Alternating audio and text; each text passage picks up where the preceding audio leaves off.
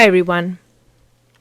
I know I haven't been around for a few months now, but finally I got around to recording this episode, and I hope that this is a topic which will resonate with a lot of you. And the topic is how to increase empathy for others.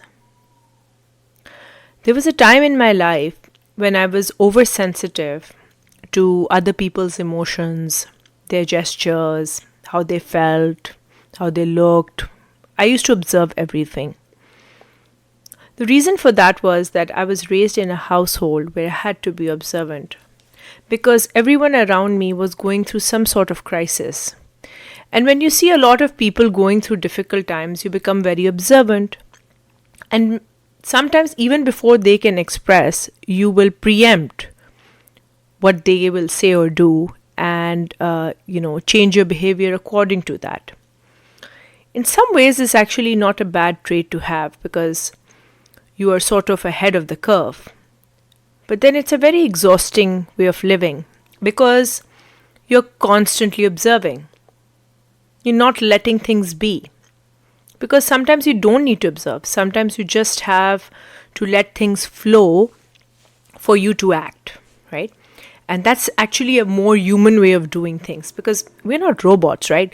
We cannot always be preset with some commands so that we behave in a certain way. But unfortunately, when life throws different curveballs at you, you start developing different habits. So it somewhat became a habit, and I started preempting their feelings. But what it does is that it starts breaking down the connection between your mind and body because you are sort of focusing on externalities.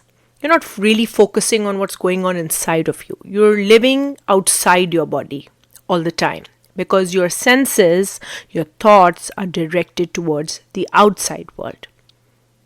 You are preventing any external threat from attacking you because that's your power. That's your superpower. You're observing, protecting, right? You don't get into fights because you know you could get into a fight if you were to say or do something which the other person dislikes. How do you know what they dislike? By looking at their expressions, by looking at their past behaviors and whatnot. Now, where does empathy come in all of this, right? I mean, after all, I would think that someone who's constantly observing and changing their behavior to suit others would be more empathetic. Unfortunately, no. It takes you in the completely opposite direction. And why I say so is coming directly from personal experience. The reason I'm saying that is because when you have lived your life in survival mode, sometimes you forget that there are real emotions, real issues that people are facing. Okay, so meaning I'll give you a small example. So let's suppose you get into a fight with someone, right? And this concerned person says some really nasty things to you, right? So on the face of it, you are fighting with someone who's saying really mean and horrible things to you, and that's about it, and you hate them now and you want to end the relationship, right?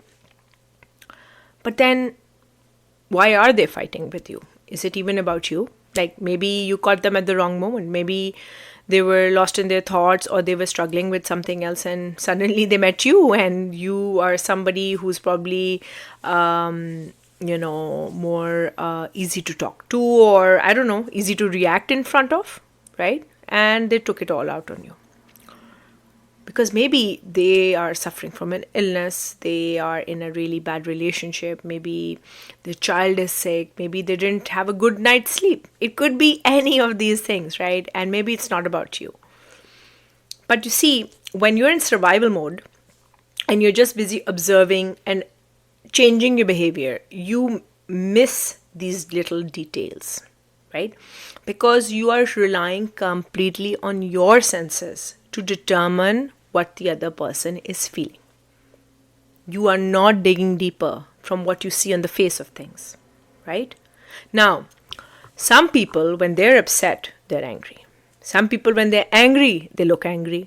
Some people are angry because they want to fake being angry, because they want to get out of a situation. But on the face of it, all these different things translate into anger.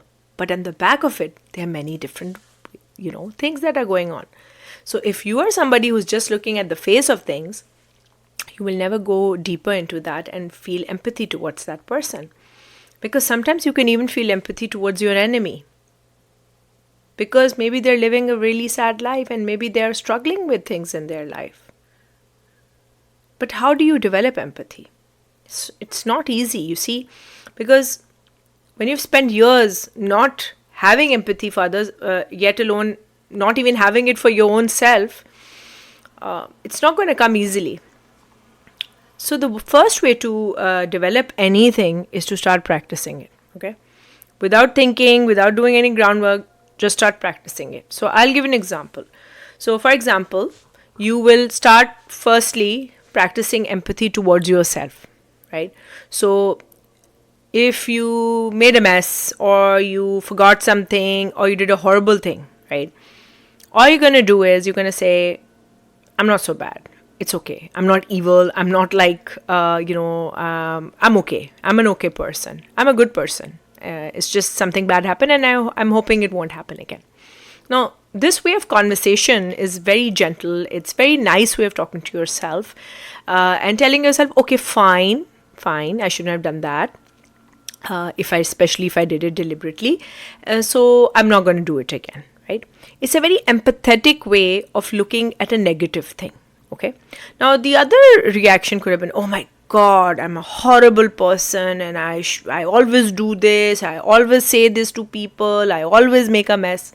I mean, you're being so unkind to yourself. You're being so unempathetic towards yourself. I mean, forget about when someone else does this to you. You're being like this to yourself. So imagine, how will you ever feel empathy towards someone else? You're treating yourself like that.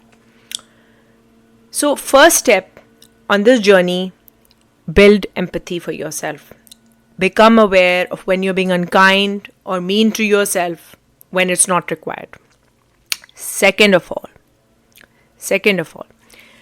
when you are faced with a person and you have a negative experience, take a pause. Do absolutely nothing. Don't react. Just take a pause.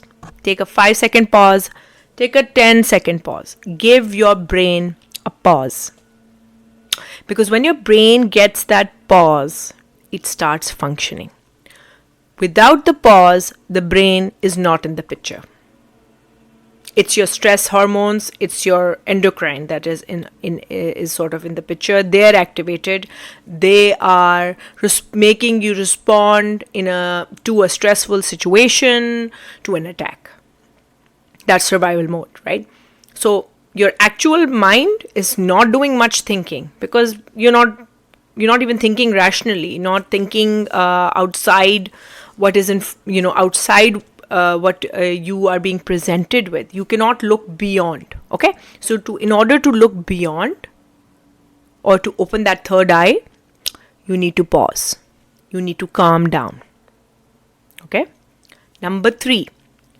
When you have reached that stage where you can experience the pause, you start giving yourself some solutions. So for example, you can say, okay, maybe this person had a bad day.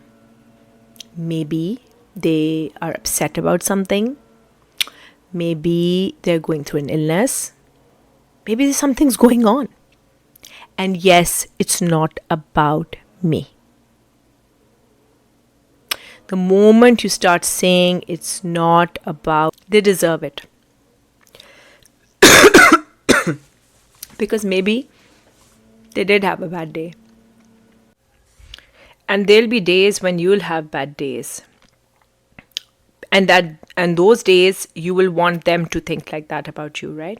Because many times people will approach you and they'll say, oh, you were like this that day and you were not being nice and blah, blah, blah. And you might just turn around and say, no, but I was doing this that day. I really didn't mean it. I wasn't really thinking about, something that might be going on with someone else, right?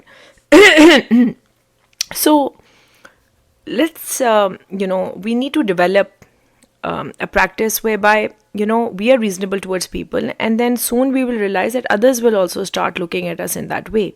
It has a ripple effect, because it's the same as, when you see someone who's very difficult and irritable, right? You also become the same way with them. It's a reaction, right? But when you meet calm people, like, you might even see yourself talking in a soft tone and being reasonable and understanding, right? So if you want to really make a positive change in all your relationships, you can just start doing that, right? Be more empathetic, be more understanding, be kind. Because life is throwing a curveball at everybody. You're not the only one. And some people are actually fighting really huge battles in their life, right? Which they might not be feeling comfortable to talk about right now. You might hear about them much later. I mean, I've experienced that in my life, that people will talk about it after years, and you'll be shocked, or you'll be like, what? You were fighting cancer? Or what? You were going through a divorce? And you'll be shocked. So please be kind and start practicing the 3 things that I mentioned. First is, of course, to practice empathy towards yourself. Second is to practice that pause. And third is, it's not about me. Do these 3 things, and slowly you will start seeing that change, that you will start being more reasonable about people if they don't meet your demands or your expectations, or you will just be more empathetic about their life in general. Even if you hear a story about them from a third party, where you are not the main concerned person, right? You will develop it, and you will see how this transforms your relationships at work, your personal relationships, and even in your family. Start practicing, and do let me know if this is something that has helped you. Hope you have a great day. Thank you.